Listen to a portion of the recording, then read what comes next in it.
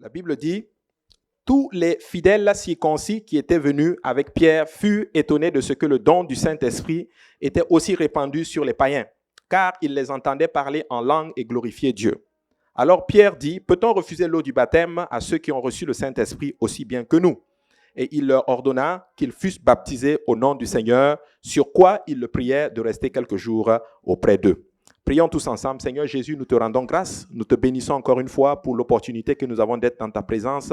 Père, nous ne voulons pas prendre tout ceci pour acquis. C'est ta grâce, Seigneur. Oins-moi que j'annonce ta parole sans crainte ni faveur.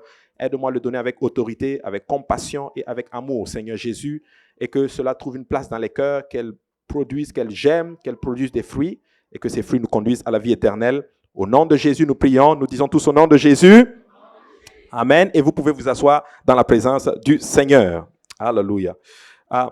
Aussi, frère Jules, si tu peux afficher, tu as l'adresse? Voilà. On va juste afficher quelque chose. Et si vous pouvez le noter, ce serait bien. Alléluia. Voilà. Ça c'est mon adresse.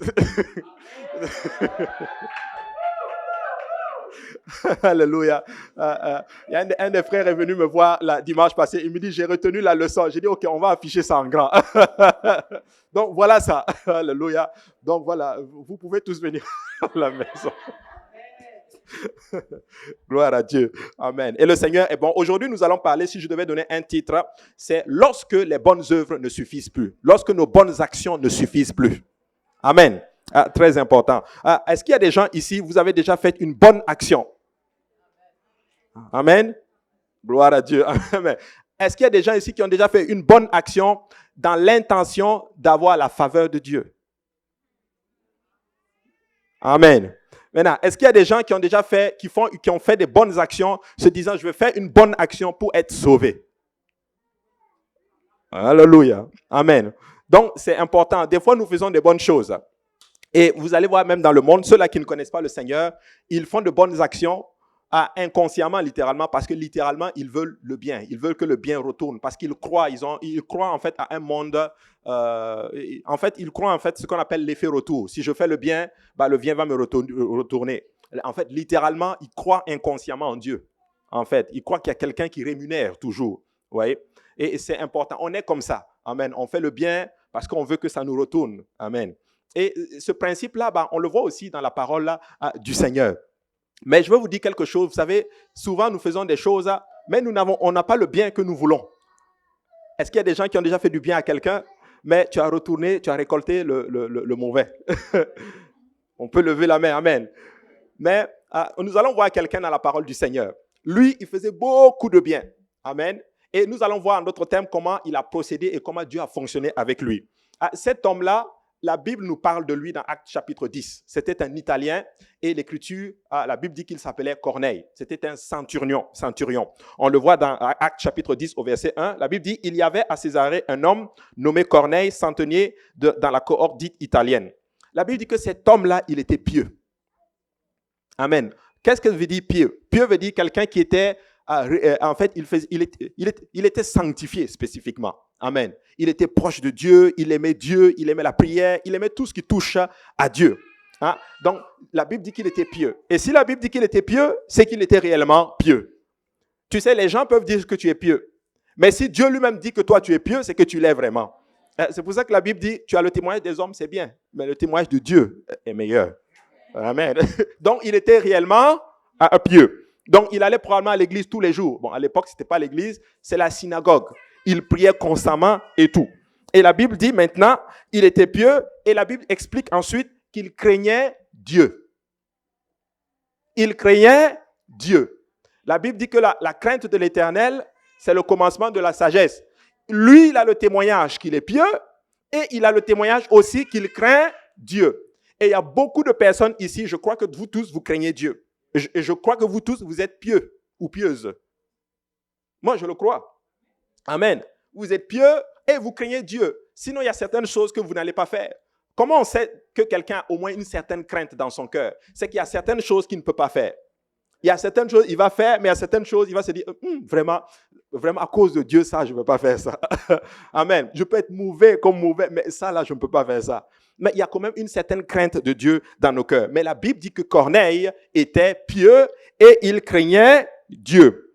Et la Bible dit qu'il craignait Dieu avec toute sa maison.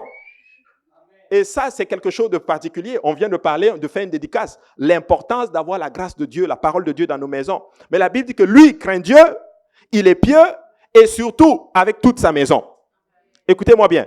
Pour faire ça, là, il faut vraiment avoir la grâce de Dieu. C'est-à-dire que tu sers Dieu et tous les membres de ta famille servent Dieu.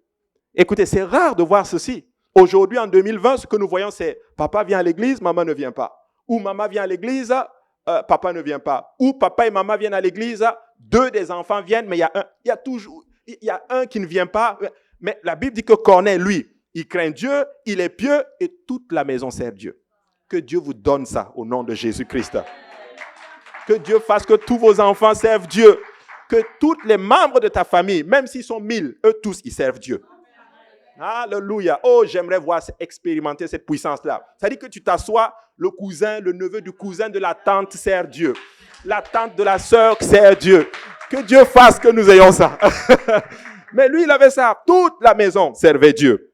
Alléluia. Et je vais parler vraiment à certaines personnes. Vous avez un membre de famille, continuez à prier, car l'Éternel fait grâce. Ils vont servir le Seigneur. Ils finiront par donner leur vie à Jésus. Amen. Alléluia. Et la Bible dit maintenant, avec toute sa maison, et la Bible ajoute encore un autre qualificatif pour Corneille. Il faisait beaucoup de monde.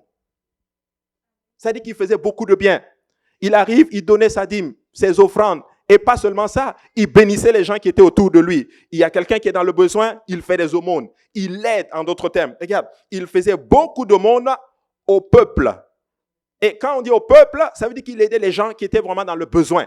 Ça veut dire que Corneille était quelqu'un, un homme de pouvoir, c'était un homme riche qui avait tout, et il utilisait en d'autres termes tout ce que Dieu lui avait donné pour bénir les autres. Waouh! Et en plus, la Bible ne s'arrête pas là. La Bible ajoute, il faisait beaucoup de monde au peuple, et puis il priait Dieu. Mais j'aime bien la Bible. La Bible ne dit pas qu'il priait Dieu. La Bible dit qu'il priait Dieu continuellement. Ça dit que tous les jours, il priait. Ça, c'était Corneille.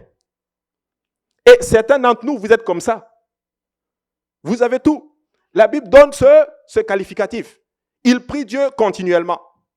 Mais nous, des fois, on prie aujourd'hui. Demain, on prie, mais après, demain, on ne prie pas. Toute la semaine, tu as la victoire sur la prière, mais la semaine qui suit, ta vie de prière tombe à l'eau. Mais lui, c'était continuellement. Ça, c'était Corneille. Il était discipliné. Et la Bible ne s'arrête pas là. Et la Bible dit maintenant, il priait Dieu et vers la 9e heure du jour, il vit clairement. Pourquoi la 9e heure? Parce que les Juifs prient 3 fois par jour. Amen. Ils prient à 6 heures, 9 heures et 3 heures plus tard. En fait, ils prient 3 fois par jour. Et lui, il respectait vraiment ces temps-là. Et la Bible dit que vers la 9e heure, il vit clairement dans une vision un ange de Dieu qui entra chez lui et qui lui dit Corneille. Et en plus de cela, il voit des anges. Laissez-moi vous dire que ce type est spécial. Toi et moi, on le met directement au ciel.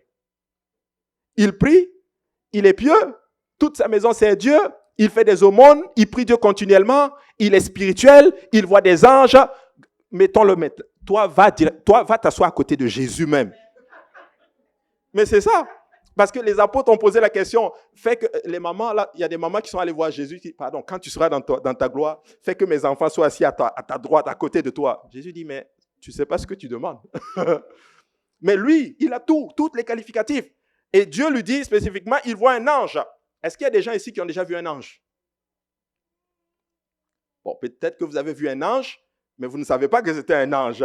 Mais moi, personnellement, live comme ça, je n'ai jamais vu un ange. Ok, j'ai déjà... L'action d'un ange, oui, j'ai déjà vu des choses, tu sais que c'est un ange, mais je n'ai jamais vu un grand monsieur avec des ailes arriver, non. Mais lui, il voit un ange. Et quand je lisais ce passage hier, je crois que Dieu m'a donné une révélation. Comment je sais que c'était vraiment un ange? Parce que l'ange l'appelle Corneille, une seule fois. Mais quand c'est Dieu, il dit Moïse, Moïse. Samuel, Samuel. Vous voyez ça? Mais donc, c'était vraiment un ange. Donc, et il est content, il est heureux. Et lui, probablement, avec son témoignage, il dit que je dois être proche de Dieu. Laissez-moi vous dire, mes frères et sœurs, certaines personnes ont des activités, ont des expériences spirituelles. Mais il faut arriver à une place que nous déplaçons l'expérience spirituelle. On ne peut pas dire parce que j'ai une expérience spirituelle avec Dieu qui montre que je suis vraiment dans les voies de Dieu. Amen. Ça, c'est important. Et là, l'ange lui dit, Corneille. Et le verset 4 dit ceci, les regards fixés sur lui et saisi de froid, il répondit. On a une révélation, c'est que quand tu vois un ange, il y a une certaine crainte qui arrive. Saisi de froid. Amen. Qu'est-ce, Seigneur? Et l'ange lui dit, tes prières, tes aumônes sont montées devant Dieu et il s'en est souvenu. Et en plus de ça, il a le témoignage que Dieu écoute ses prières. Certains d'entre nous, nous nous posons des fois des questions. Est-ce que Dieu écoute même mes prières? Je prie pour mes enfants, je prie pour telle situation, pour ma santé, je prie pour mes papiers d'immigration, je prie pour tout. Est-ce qu'il entend même? Est-ce que mes prières touchent même ce plafond-là? Est-ce qu'il y a des gens comme ceci? Moi, je suis dedans. Des fois, je prie, je dis, mais lui, il a le témoignage. L'ange lui dit le témoignage. Dieu a entendu toutes tes prières et il s'en est même souvenu. Tes aumônes, tout ce que tu as fait, Dieu dit qu'il a vu. J'ai tout vu. Alléluia. Extraordinaire. Et il dit maintenant, au verset 5, envoie maintenant des hommes à Jopé et fais venir Simon-Pierre. Il est logé chez un certain Simon corroyeur, dont la maison est près de la mer. C'est lui qui te dira ce qu'il faut que tu fasses. Ah, là, le verset 5 maintenant nous révèle quelque chose, que malgré, en dépit de tout ce que tu avais, il y a quelque chose d'autre qu'il faut que tu fasses. Tu es pieux, tu pries, tu donnes des aumônes, tu fais du bien pour avoir la grâce de Dieu. Mais laisse-moi te dire ce matin qu'il y a quelque chose d'autre qu'il faut que tu fasses. Et Dieu est en train de dire ceci maintenant à notre cher Corneille. L'ange, Dieu passe par un ange pour lui dire, va chercher Pierre pour que Pierre vienne te dire ce que tu dois faire. Il y a quelque chose d'autre. En dépit de tout ce que nous faisons comme bien, nous devons faire quelque chose d'autre. Je me suis toujours posé la question, pourquoi l'ange ne lui a même pas dit directement ce qu'il faut qu'il fasse? L'ange aurait pu lui dire, voici ce que tu dois faire. Parce que moi, je suis dans la présence de Dieu. Voici ce que Dieu attend de toi. Mais l'ange lui dit, envoie des gens. Allez chercher Pierre pour que Pierre vienne te dire ce que tu dois faire. On doit te dire ce qu'il faut. Tu dois faire certaines choses et c'est un homme qui doit te le dire. J'ai une belle révélation pour quelqu'un aujourd'hui. Tu sais, il y a certaines choses, Dieu ne va jamais te le dire. Il y a certaines choses, un ange ne va jamais te le dire. Il y a certaines choses, il faut que ce soit un homme comme toi qui te le dise. Alléluia. Et tu dois apprendre à un moment donné à écouter les hommes que Dieu met dans ta vie. Alléluia. Envoie des gens. Et l'Écriture dit spécifiquement, il est logé, va chez... Et la Bible dit au verset 7, dès que l'ange qui lui parlait fut parti, Corneille appela 2 de ses serviteurs et un soldat pieux d'entre ceux qui étaient attachés à sa personne. Et après leur avoir tout raconté, il les envoya à Jopé. La Bible dit qu'il a attendu le lendemain et puis il a envoyé des gens. Non. La Bible dit que dès que l'ange est parti, paf, il appelle 2 personnes. 2 centeniers et un soldat pieux. Venez, il leur raconte tout. Allez-y me chercher Pierre. Il n'a pas attendu. Je vais dire à quelqu'un aujourd'hui, des fois dans les affaires de Dieu, si tu veux vraiment être béni, tu dois agir promptement. Tu dois agir à la seconde près. Dès que Dieu dit quelque chose, il faut que tu le fasses. Lorsque tu as la révélation, tu dois le faire maintenant. Et j'ai compris que les grands hommes de cette terre, ils ont compris un principe. Ils savent prendre les opportunités là, tout de suite. Ils sont alertes et ils ont l'esprit tellement ouvert que quand ils voient une opportunité, ils la saisissent. C'est la même chose dans le monde spirituel. Dieu dit, envoie quelqu'un. Parfait. Photo. L'ange dit, envoie quelqu'un. Parfait. Go. Ils sont partis. Et là, l'Écriture maintenant dit, le lendemain, ils étaient en route et qu'ils approchaient de la ville. Pierre monta sur le toit vers la 6e heure pour prier. Il eut faim et il voulut manger. On pense que Pierre était probablement en jeûne. Et il est monté pour prier. Et il a eu faim. Tu sais, des fois, quand tu jeûnes, tu vas être sensible à l'Esprit de Dieu. Nous, on n'adore pas le jeûne. Je ne compte pas sur le jeûne, mais je dois jeûner. Le jeûne, ça me permet de passer du temps dans la présence du Seigneur et d'être alerte et d'avoir l'esprit sensible à Dieu. Il avait prié, il avait jeûné, on pense, amen, et il est monté pour manger. Et là, la Bible dit, pendant qu'on lui préparait à manger, il tomba en extase. Il vit le ciel ouvert et un objet semblable à une grande nappe attachée par 4 coins, qui descendaient et s'abaissaient vers la terre, et où se trouvaient tous les quadrupèdes et les reptiles de la terre et les oiseaux du ciel. Et une voix lui dit, lève-toi Pierre, tue et mange. Mais Pierre dit, non Seigneur, car je n'ai jamais rien mangé de souillé ni d'impur. Et pour la seconde fois, la voix se fit encore entendre à lui. Ce que Dieu a déclaré pur, ne le regarde pas comme souillé. Cela arrivait jusqu'à 3 fois et aussitôt après, l'objet fut retiré dans le ciel. Lui, il monte pour prier. Il monte en hauteur, sur le toit de la maison pour prier. Ça nous donne aussi notre révélation ici. Je vais faire une petite parenthèse. Tu sais, dans les Écritures, monter en hauteur sur le toit des maisons, c'était pour aller prier en fait. Leur hôtel de prière était là-bas. Mais il y a quelqu'un qui est monté sur le toit, mais qui n'est pas allé prier et il est tombé. C'est David. Lis bien le texte. Il est monté, mais la Bible dit qu'il n'est pas, c'est pas pour prier. Il est monté et puis se prélaxait. Il a vu Bathsheba. Lui, il est monté pour prier. Et Dieu lui donne une vision. Et là, il voit une nappe qui s'ouvre. Et il y avait des reptiles, des quadrupèdes, toutes sortes d'animaux impurs. Dieu dit, tue et mange. Et Pierre dit, mais moi, je n'ai jamais mangé de rien d'impur de toute ma vie. Dieu dit, tue et mange. Après, Dieu lui dit, ne déclare pas impur, c'est que moi, j'ai déclaré pur. Pierre était encore dans ce moule de la religion, qui disait que il pensait que Dieu était juste là, juste pour eux. Mais non, Dieu n'était pas là juste pour eux, Dieu était aussi là aussi pour les autres. Et sa pensée était complètement modélée, juste pour nous. Ils ont reçu l'évangile, mais ils ne sont pas allés l'annoncer aux autres. Rappelez-vous, Corneille est italien, il n'est pas juif. Donc, ça ne passait pas dans la tête de Pierre qu'un Italien puisse recevoir l'évangile. Pourtant, c'est même lui, Pierre, qui a prêché le jour de la Pentecôte. Dieu est obligé de passer par une vision. Après que lui-même ait prêché le jour de la Pentecôte, disant que cette bonne nouvelle est pour tous ceux qui sont au loin, en aussi grand nombre que le Seigneur notre Dieu les appellera. Lui-même l'a prêché, mais jamais il a mis son plan en exécution.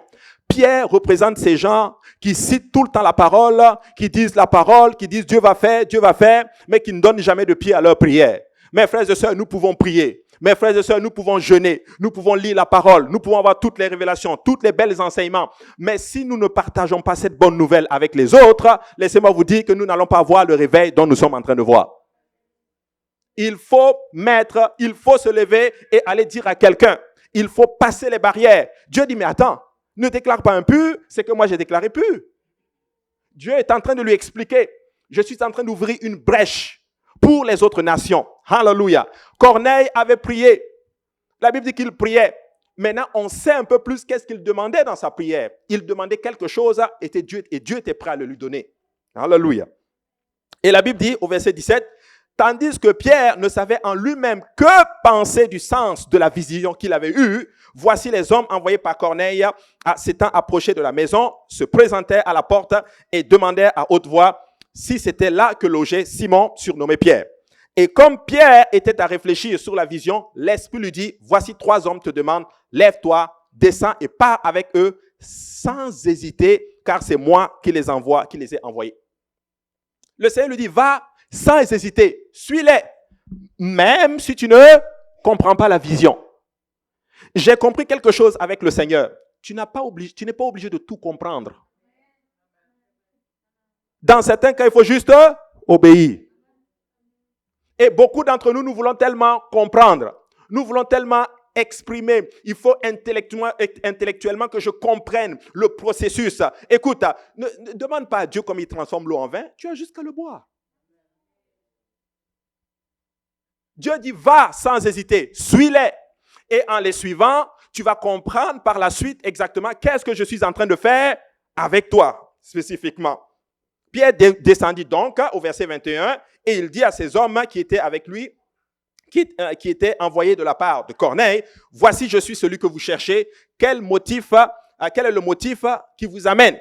Il répondit, Corneille, centenier, homme juste et croyant Dieu, et de qui toute la nation des Juifs rend un bon témoignage, a été divinement averti par un saint ange de te faire venir dans sa maison et d'entendre tes paroles. Là maintenant, on lui explique, Dieu t'a suscité.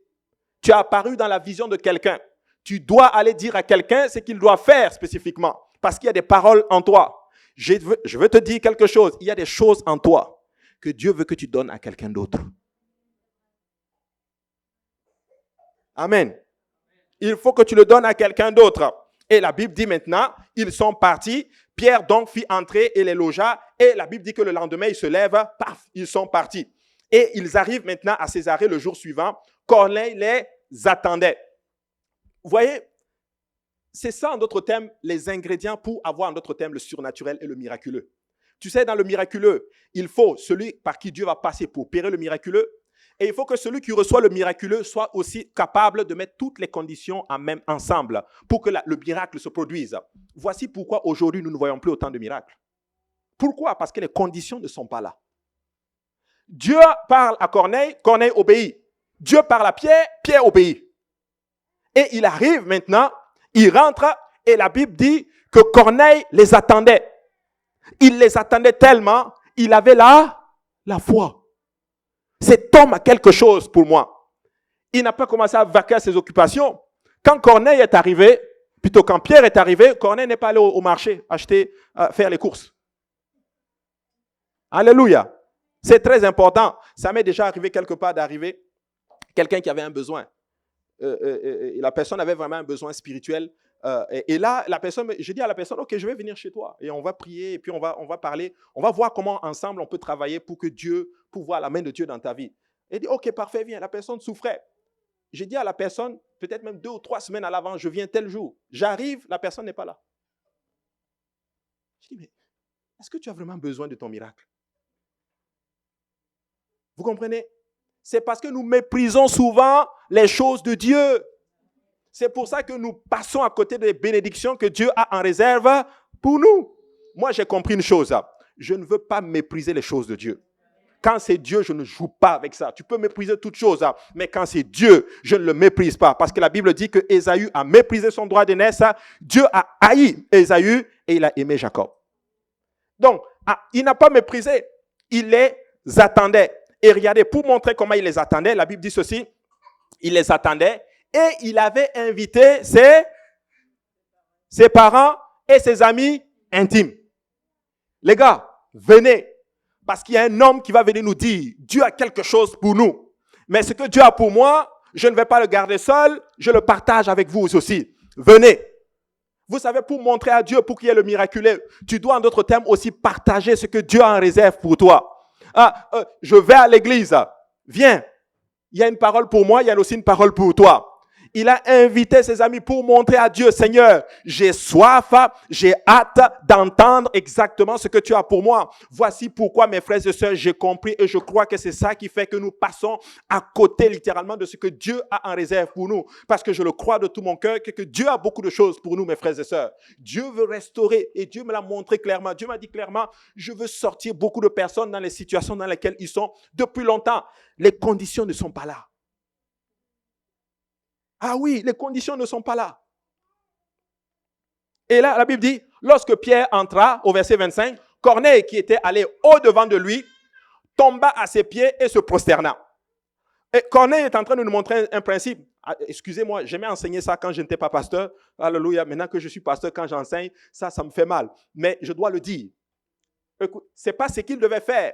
Mais le principe est ici. Il a honoré le divin. Il a honoré l'homme de Dieu. Je n'ai pas dit qu'il faut se prosterner devant l'homme de Dieu. Non. Je ne sais pas que si pasteur Kaouzi arrive ici. Non, ce n'est pas ça que je dis. Non. Mais je dis ceci. Que si tu veux montrer à Dieu que tu attends quelque chose de lui, il faut que tu montres que tu as quelque part, tu dois l'honorer. Maintenant, ce n'est pas seulement le pasteur, mais c'est aussi ton frère et ta sœur. Parce que ton frère est une servante de Dieu et ton frère est aussi un serviteur de Dieu. Nous devons nous honorer les uns les autres. Et là, j'ai compris, mes frères et sœurs, que vous savez, nous là, Église Pentecôtiste Unie, nous savons louer le Seigneur. Nous connaissons, nous savons comment élever Dieu. Mais nous ne savons pas comment élever notre frère et notre sœur. Ah oui, nous ne savons pas louer notre frère. Nous ne savons pas louer notre sœur. Qu'est-ce qui arrive si Dieu bénit un frère? Oh, gloire à Dieu. Et moi, je vais vous dire, je peux le dire, je sais que Pasteur Kaouzi sera d'accord avec moi. Écoutez, dans cette église-là, si Dieu bénit un frère, nous sommes tous d'accord avec toi. Au nom de Jésus, nous rendons grâce pour la bénédiction qu'il a donnée à notre frère, pour la bénédiction qu'il a donnée à notre sœur. Je suis content lorsque Dieu a sa main sur toi. Alléluia. Il a honoré le divin. Il a honoré l'homme de Dieu. Et là, regardez, il s'est littéralement prosterné. Et là, maintenant, Pierre lui dit, relève-toi. Moi aussi, je suis un homme. Et conversant avec lui, il entra et trouva beaucoup de personnes réunies. Ah, Pierre était un homme humble. Tu es un serviteur de Dieu. Tu es une servante de Dieu. Tu dois aussi marcher dans l'humilité. Ah, si tu veux que Dieu t'utilise, il faut marcher dans l'humilité. Ne prends jamais le crédit.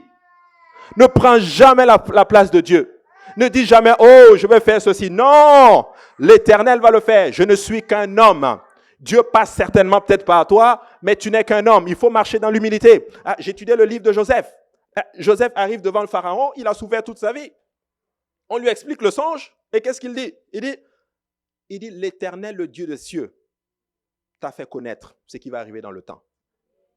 Et il aurait pu dire, oh, ok, Pharaon, écoute-moi.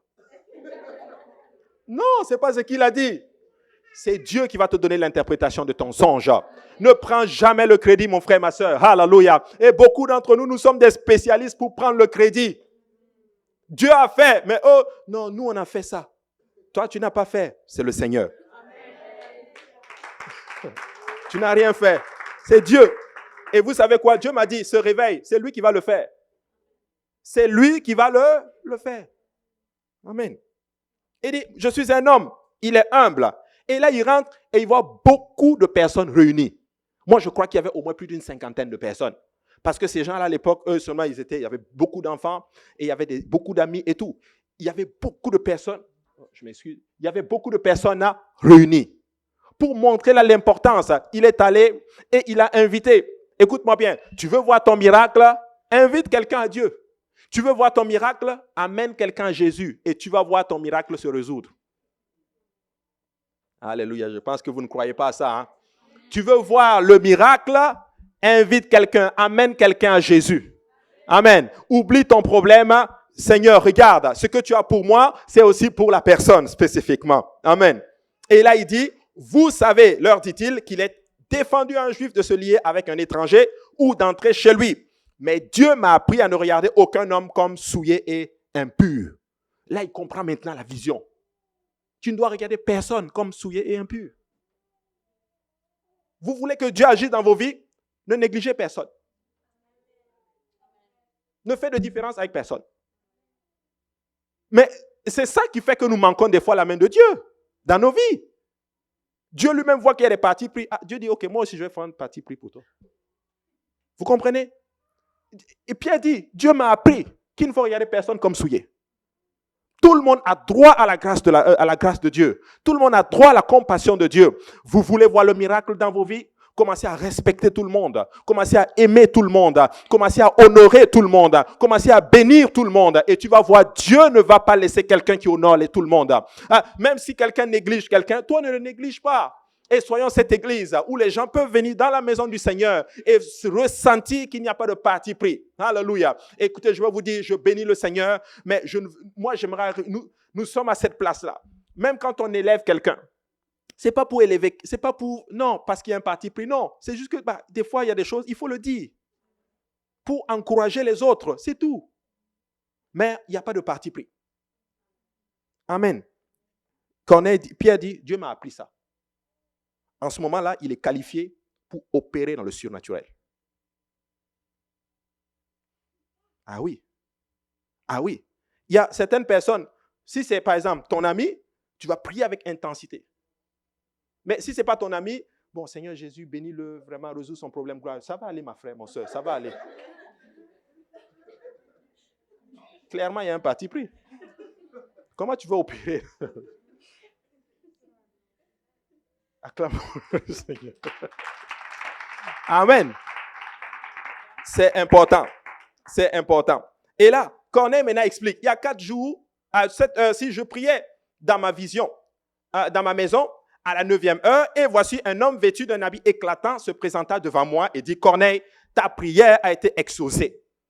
Maintenant, la Bible dit que lui priait, mais Corneille dit, ta prière a été exaucée. Mais quelle prière il a faite? Est-ce qu'il y a des parents ici? Est-ce que vos enfants viennent vous prier les matins, soirs? Papa, s'il te plaît, va travailler. Parce que si tu ne travailles pas, je ne pourrai pas avoir mon nouveau iPad. Il va prier parce que sinon on ne va pas... Non, c'est naturel pour un père de se lever, aller travailler pour ses enfants. Tes enfants ne demandent rien. Des fois, tu te lèves, l'enfant ne sait même pas qu'il a besoin de vêtements. Tu te lèves, tu vas, tu prends l'argent. Des fois, tu prends même à crédit pour lui acheter des vêtements. Parce que tu es un père. Hey, si nous, parents, naturels, nous pouvons le faire, qu'en est-il de Jésus, qui est le Père par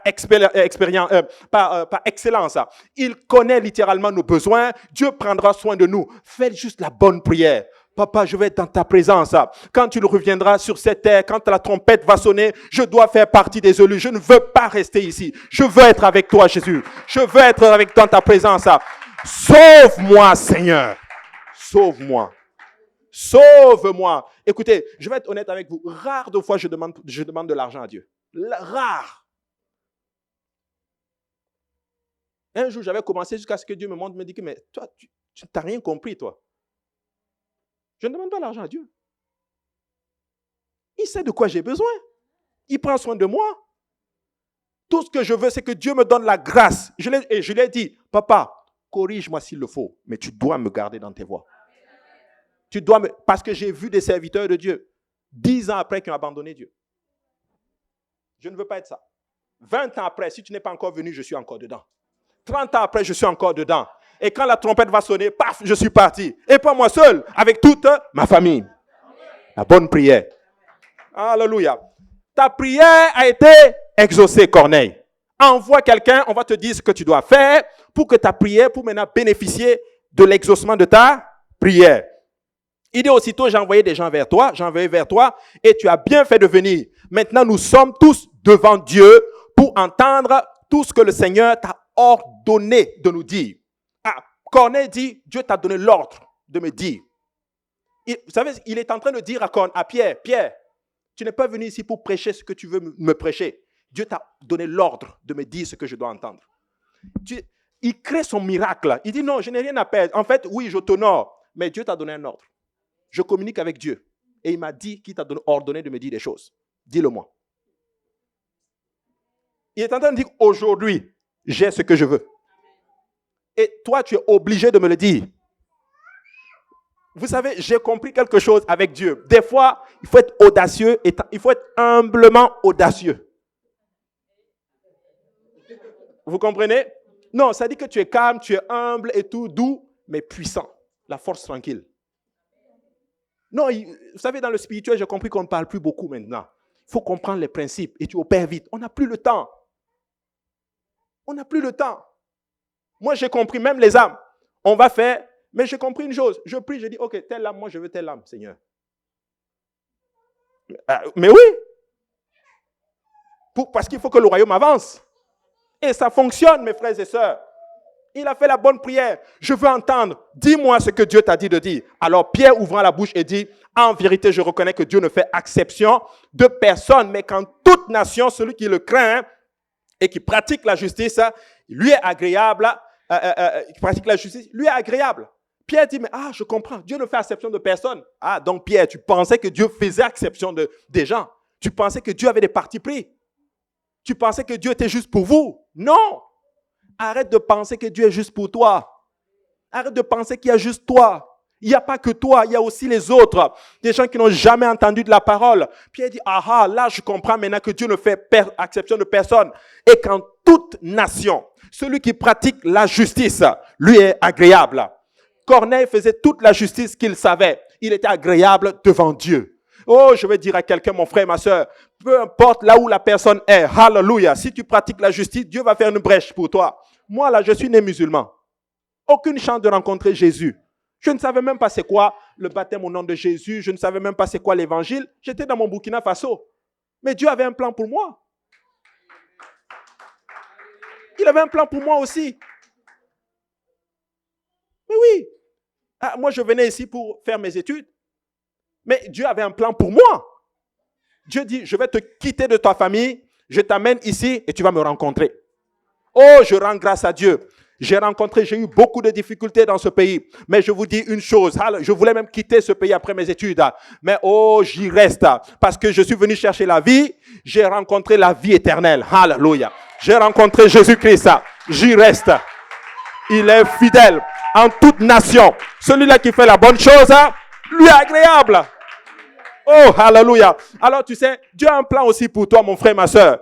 Peu importe ta nationalité, peu importe d'où tu viens, que tu sois Kimbangui, témoin, peu importe, musulman, plongé la fond là-dedans, Dieu a un plan pour toi.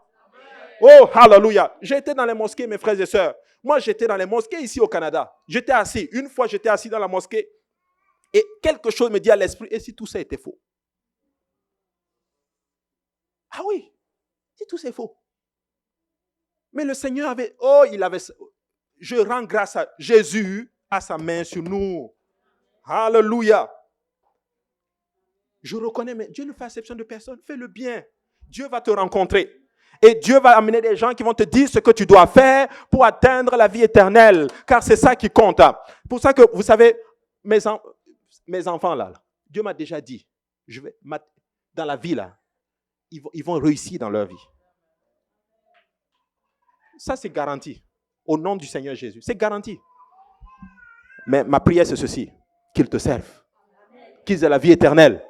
C'est ça la bonne prière. Ah oui. Ah oui. Et là, il explique maintenant. Il dit, Pierre maintenant commence à leur dire, voici ce que Dieu m'a ordonné de vous dire. Je vais sauter et je vais aller jusqu'au verset 44. Pierre commence à le prêcher. Je vais résumer ce que Pierre a prêché. Pierre dit, Jésus, Dieu a oint du Saint-Esprit Jésus. Il est venu, il a prêché et il a fait du bien aux gens. Il a guéri des malades. Il a ouvert les yeux des aveugles, les oreilles des sourds. Il a fait ceci. Mais les hommes l'ont crucifié. Il a été crucifié et 3 jours plus tard, il a ressuscité d'entre les morts. Et il a dit au verset 31, il dit, nous sommes témoins de tout ce qu'il a fait dans le pays des Juifs à Jérusalem. Ils l'ont tué en le pendant au bois. Dieu l'a ressuscité le 3e jour et il a permis qu'il apparût, non à tout le peuple, mais aux témoins choisis d'avance par Dieu, à nous qui avons mangé et bu avec lui après qu'il fut ressuscité des morts. À quoi ça vous fait penser? L'évangile. Christ est mort, Christ a été enseveli, Christ a ressuscité d'entre les morts. Pierre n'a pas prêché autre chose. Lis bien le texte. Il n'a pas prêché autre chose. C'est cette parole que Dieu avait ordonné à Pierre de dire à Corneille. Donc Pierre, on sait maintenant que Corneille priait pourquoi? Pour le salut de son âme. Et Dieu dit, on va te dire ce que tu dois faire pour avoir le salut de ton âme. Écoutez-moi bien mes frères et sœurs, tu dois faire quelque chose. Quelqu'un a dit ceci, si tu veux être sauvé, fais quelque chose. Mais si tu ne veux pas être sauvé, ne fais rien. Amen. Très important. Et là, et Jésus nous a ordonné, maintenant au verset 42, de prêcher au peuple et d'attester que c'est lui qui a été établi par Dieu, juge des vivants et des morts. Tous les prophètes rendent de lui le témoignage que quiconque croit en lui reçoit par son nom le pardon des péchés. Et là maintenant, il leur parle. Il dit que tous les prophètes rendent le témoignage que celui qui croit en Jésus, comment il va obtenir le pardon des péchés? Par le nom. C'est ça que le texte dit. Tous les prophètes rendent de lui le témoignage que quiconque croit en lui reçoit par son nom le pardon des péchés. Donc, il est en train de nous expliquer que c'est uniquement au nom que nous avons le pardon des péchés. Voici pourquoi nous baptisons au nom de Jésus pour le pardon des péchés. Aussi simple que cela. Et Pierre explique que le Seigneur leur a ordonné. Alors nous avons été ordonnés pour vous annoncer cette parole, que c'est seulement au nom de Jésus que nous avons le pardon des péchés. Et Dieu m'avait donné une petite compréhension par rapport à ce verset. Il dit, tous les prophètes rendent. Il ne dit pas que tous les prophètes ont rendu au passé. Il est au présent. Ça veut dire qu'aujourd'hui, si tu es prophète, tu dois rendre le témoignage que le pardon des péchés s'obtient au nom de Jésus. Si quelqu'un vient te dire qu'il est prophète et qu'il ne rend pas ce témoignage, qu'on obtient le pardon au nom de Jésus, il ne peut pas être prophète. C'est ça. C'est ça. Ah, c'est pour ça maintenant les gens courent vers tel est prophète. Il m'a dit que hier, j'ai mangé du riz. C'est pas ça le prophète. Le prophète, il a un rôle important de te ramener dans les voies de Dieu et de témoigner que le pardon des péchés s'obtient seulement au nom de Jésus. C'est ce que le verset dit. Tous les prophètes rendent de lui le témoignage. Donc quelqu'un qui ne rend pas ce témoignage-là ne peut pas me dire qu'il est prophète. En tout cas, bibliquement parlant. Tu peux être prophète d'autre chose. Donc si tu es prophète, moi je suis content d'être un prophète. Et si tu rends ce témoignage, tu es prophète. Mais c'est écrit ou pas? Ah oui! Voici pourquoi nous baptisons au nom de Jésus. Pas au nom du Père, Fils et Saint-Esprit, parce qu'il n'y a pas de nom. Mais quand j'applique le nom, je deviens prophète et tu as le salut de ton âme. Alléluia. Et au verset 44, comme Pierre prononçait encore ces mots, le Saint-Esprit descendit sur tous ceux qui écoutaient la parole du Seigneur. Oh, hallelujah. Moi je dis amen à la parole de Dieu.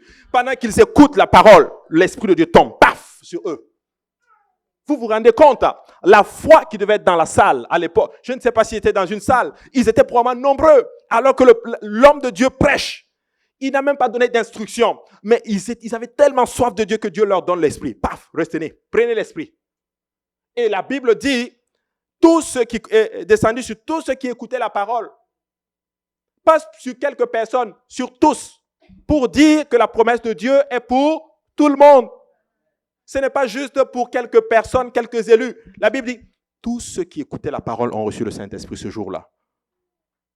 Vous vous rendez compte? Et ça va contredire les enseignements qui disent, le Saint-Esprit c'est juste pour quelques personnes. C'est juste pour quelques élus. No way. C'est pour tout le monde. C'est pour tout le monde. Et il a même dit que dans la chambre haute, tout le monde a reçu le Saint-Esprit. Les 120 là. Tous ont reçu le Saint-Esprit. C'est pour tout le monde. Et beaucoup de personnes vivent avec cette difficulté. Ah non, ce n'est peut-être pas pour moi. C'est pour toi. C'est un mensonge de l'ennemi qui dit que tu ne peux pas avoir telle chose. Tu peux l'avoir. C'est comme une sœur venue me voir hier. C'est juste une blague, une situation comme ça. Elle vient comme ça. Et elle était toute joyeuse. Elle vient me voir et me dit, « Oh, papa, vous, est-ce que tu sais, est-ce que tu connais quelqu'un qui va acheter une maison? Parce que moi, mon propriétaire vend sa maison. » Je fais, non. Je dis, mais pourquoi tu ne regardes pas pour toi? C'est aussi pour toi. Par la foi. Dis-toi que je peux l'acheter. Si ça échoue, au moins j'ai essayé. Vous voyez la pensée des gens? Et c'est cette pensée qui est aussi dans le monde spirituel. C'est juste pour eux. C'est juste pour le pasteur. Ce n'est pas pour le pasteur, le Saint-Esprit. C'est pour tout le monde. Toi, tu peux recevoir le Saint-Esprit. Moi, je peux recevoir le Saint-Esprit. Même celui qui est au dehors, il peut recevoir le don du Saint-Esprit. Oh, hallelujah. C'est pour tout le monde. Même les enfants, ils reçoivent le Saint-Esprit. Ah oui. Tu vas voir un enfant. J'ai prié la première fois que Dieu m'a fait grâce de prier pour que quelqu'un reçoive le Saint-Esprit. C'était un enfant. À la retraite des enfants. Le petit était là, il s'appelait Élisée. Comme mon fils. Je n'avais même pas d'enfant à l'époque. Je prie avec l'enfant, il commence. Il loue. À un moment donné, je l'ai laissé. Il était là.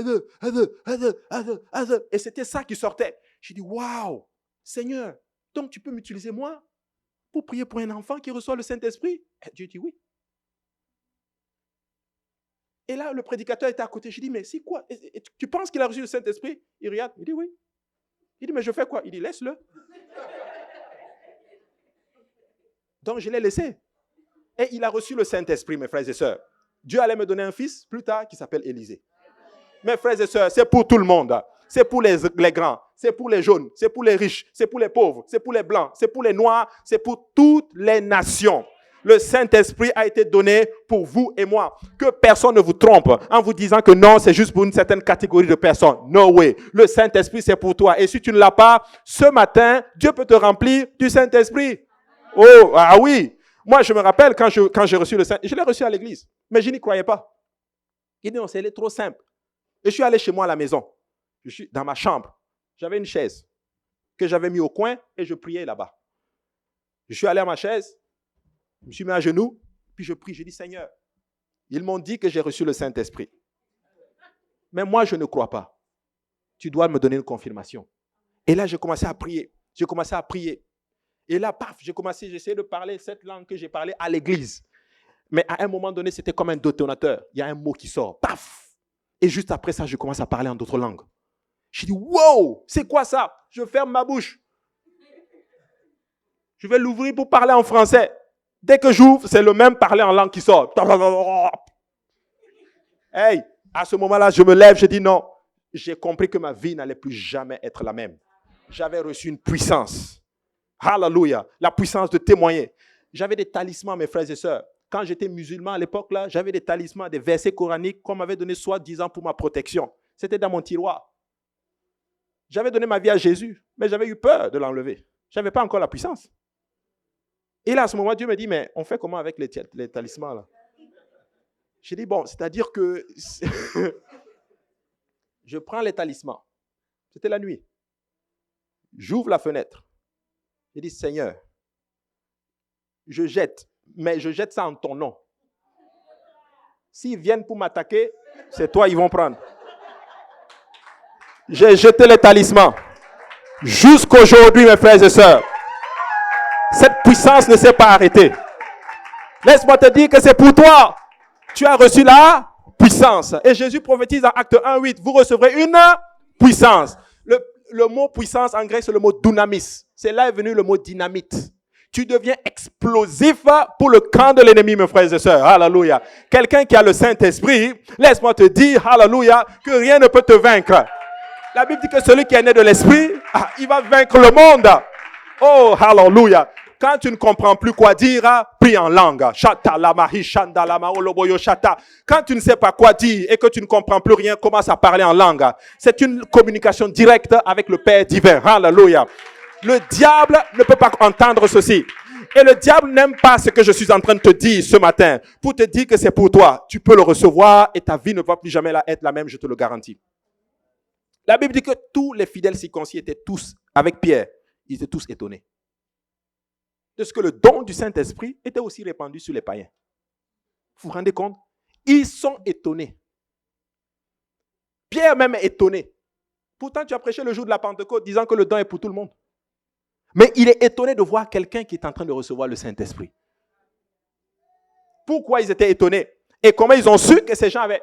La Bible dit, car ils les entendaient parler en langue. Pierre a su et les autres ont su qu'ils avaient le Saint-Esprit parce qu'ils les entendaient parler en langue. C'est écrit. Maintenant, il y en a qui disent, oh, moi j'ai reçu le Saint-Esprit. Mais ils ne parlent pas en langue. On ne peut pas dire que tu as reçu le Saint-Esprit. Mais comme ils parlaient en langue, Pierre a su que ces gens avaient reçu le Saint-Esprit. Le mot car, tu peux le remplacer par parce que. Parce qu'ils parlaient en langue. Pierre maintenant a su que ces gens ont reçu vraiment le Saint-Esprit. Comment je reçois le Saint-Esprit? Je vais vous dire pourquoi beaucoup de personnes ne le reçoivent pas. Parce que réellement, premièrement, il faut se repentir. Tu es repenti sincèrement de vivre pour Dieu. Tu veux vraiment cela. Après cela, tu commences à louer le Seigneur. Mais le problème avec nous, c'est que nous louons avec notre intelligence. Tu veux trouver les plus beaux mots. Oh, le frère de Lila, l'Éternel, le grand Dieu d'Israël, le Seigneur de gloire. Tu es le rocher de ma vie. Tu es le maître des temps et des circonstances. Quand tu créais les cieux, tu étais tout seul. On sait tout ça, mon ami.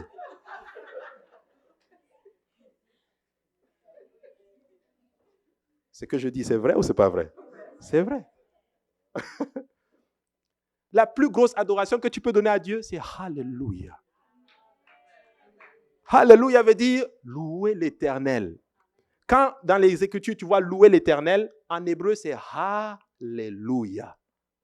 C'est une façon de t'abandonner. Et quand tu dis Alléluia, Jésus, Alléluia, tu es en train de dire, je m'abandonne à toi, je m'abandonne à toi, je m'abandonne à toi, Alléluia. Et plus tu commences à monter l'intensité de ton adoration, ta langue va commencer à balbutier. Et quand ta langue balbutie, ne réfléchis pas, laisse sortir ce qui te vient. Tu n'es pas en train de blasphémer. Le Seigneur ne permettra pas qu'un esprit mauvais entre dans son enfant alors que son enfant demande le Saint-Esprit. Commence à laisser sortir, c'est aussi simple que ça. C'est pour ça que beaucoup ne le reçoivent pas. Mais quand tu le vois simplement comme ceci, il va te remplir, tu vas parler en langue et c'est une puissance. C'est difficile parce que c'est facile en fait. Vous comprenez?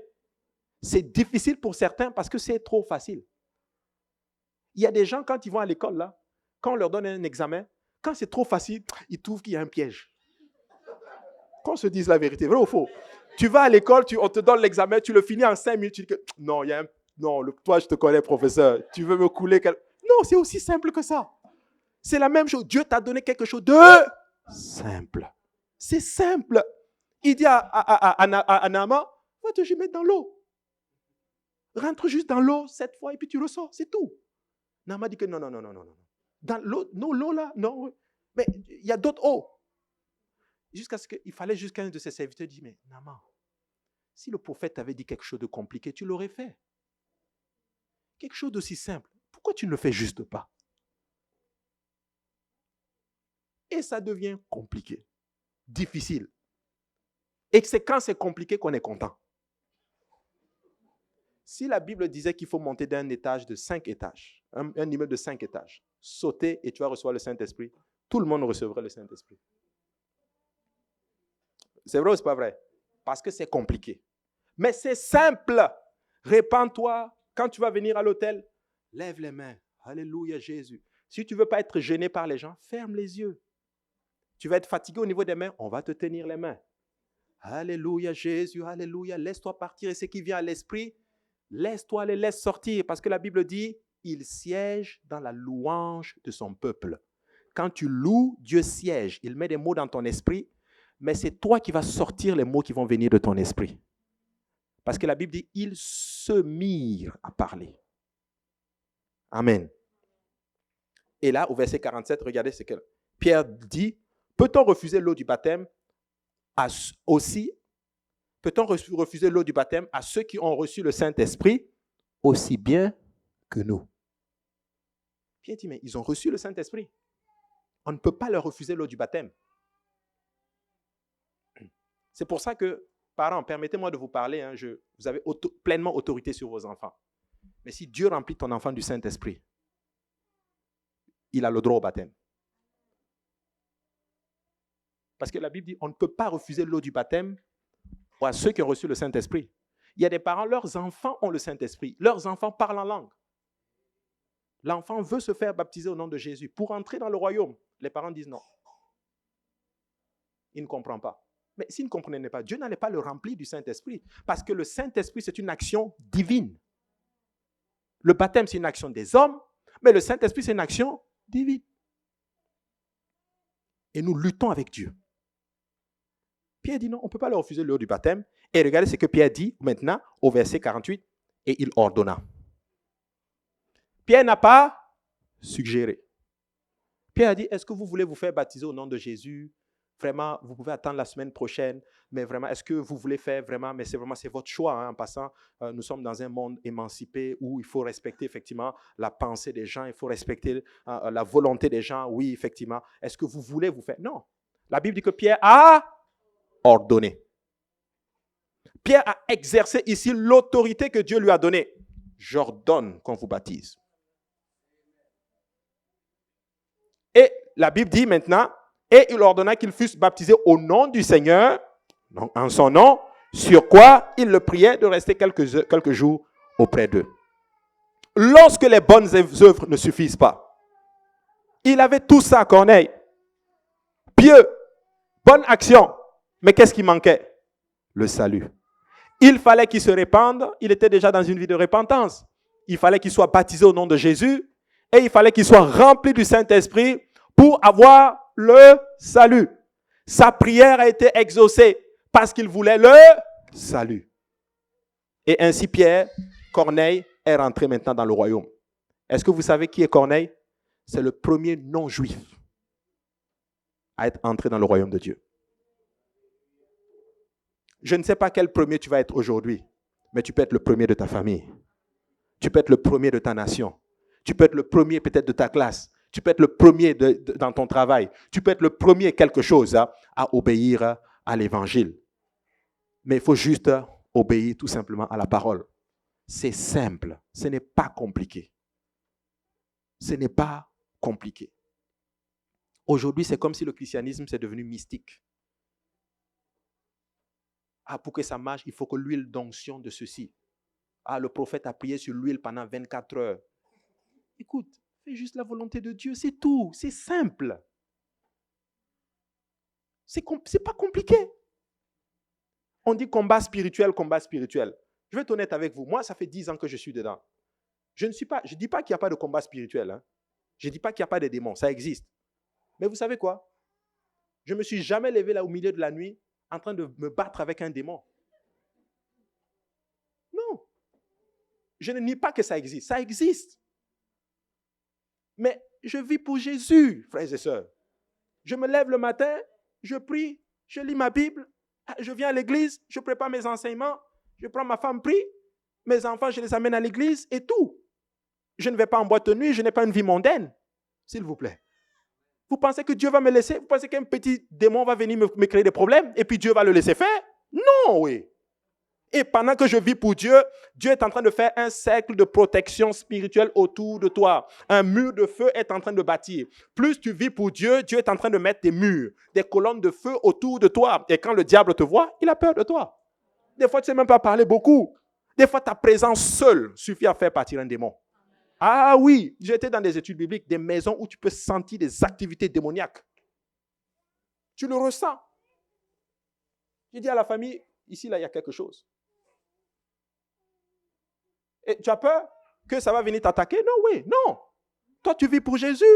Tu as obéi à Jésus. Tu marches pour le Seigneur. Tu penses que Dieu va... Écoutez, soyons juste logiques un peu. C'est souple. Et des fois, on est troublé.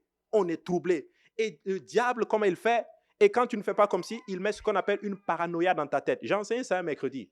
Tu deviens paranoïaque. Dans le sens où quand tu marches, tout ce qui arrive est une activité spirituelle. Même si tu as chez toi le mouchoir, la tombe, c'est un démon qui a fait ça. Non, oui. Ça dit qu'il a changé ta pensée. Tu deviens parano. Et les gens qui deviennent parano, vous savez c'est quoi? Et la suite, j'ai vraiment pensé à ça. La suite, c'est quoi? Tu vas commencer à mettre la faute sur les autres. Si ma vie ne donne pas, c'est à cause des gens. Et ça va aller plus loin. Il va te pousser plus loin. Et comme le problème, c'est les gens doivent disparaître. C'est ça qui pousse les gens à tuer des gens. Parce qu'il faut les éliminer. Et l'autre réveil, c'est ceci. Si je ne peux pas tuer les autres, donc moi, je disparais. Je me suicide. J'y ai pensé. C'est pour ça que vous voyez dans les pays riches, ils ont un faible taux dans les prisons, mais un fort taux de suicide. J'ai regardé des émissions sur le Japon. C'est l'un des pays les plus riches au monde. L'un des pays où il y a le moins de criminalité au monde, mais l'un des pays où il y a le taux de suicide. La Suisse. J'ai vécu en Suisse pendant 4 ans.